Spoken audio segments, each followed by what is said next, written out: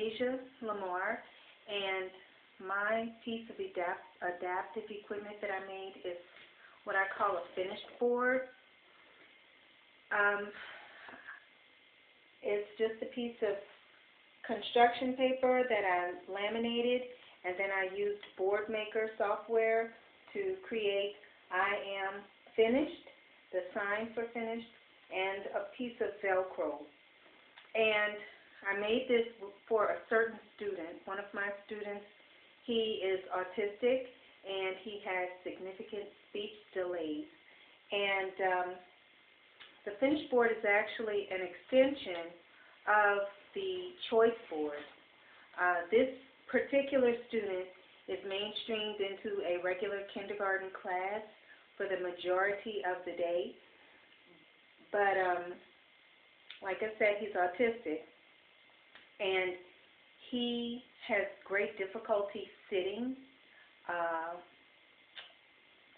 His primary goal when he first entered that classroom was to just look like everyone else, behave in a regular classroom setting.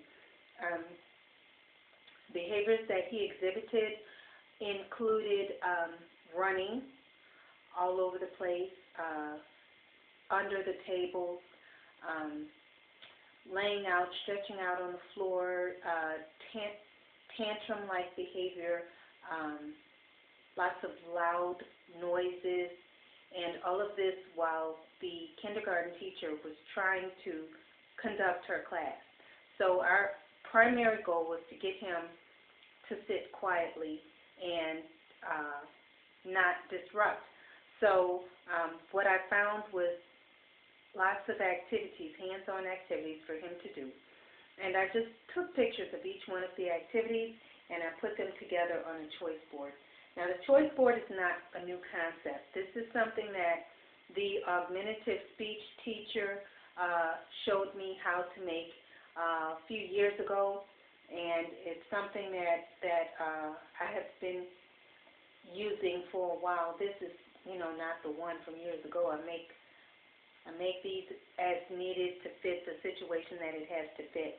But one thing that I did add that she did not was this last portion, which is a sentence strip, and it has I want, and it has a piece of Velcro.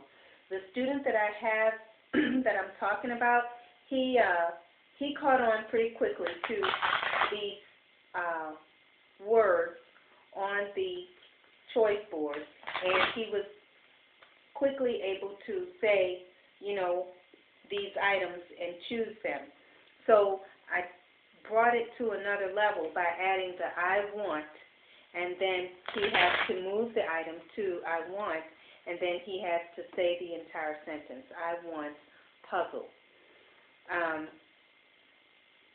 And he caught on to this quickly, and so that's where the finished board came in. So now, once he is finished with the puzzle, then this piece is moved to the finished board, and we're working on a new sentence, I am finished puzzle. One of the things that I like in particular is journal. He's really unable to participate when they do calendar. They sit on the rug, and it's kind of maybe about 20 minutes, I would say, and they go over, today's Monday, and what's the weather, and, it's a sunny, hot day, and, the color of the week, and the letter of the week, and it's really just more than he can handle right now.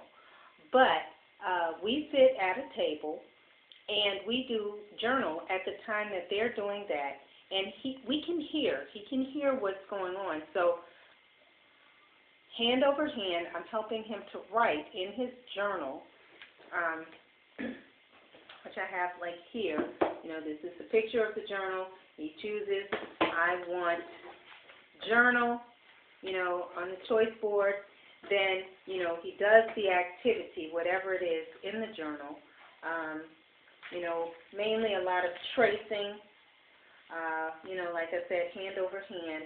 And it's not perfect yet. He still wants to scribble all over the paper, but, today is Monday. And he knows that he's doing something that the other children are doing, and,